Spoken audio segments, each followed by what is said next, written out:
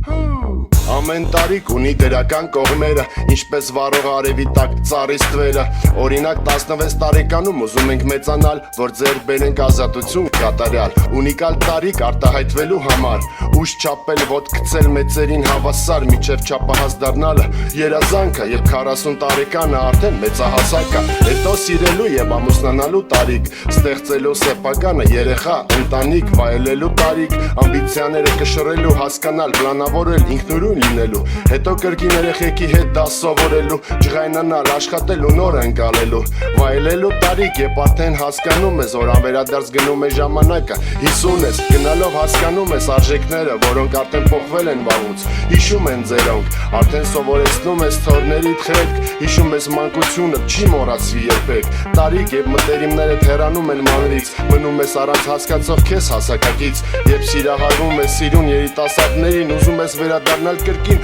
իրանց տարիքին։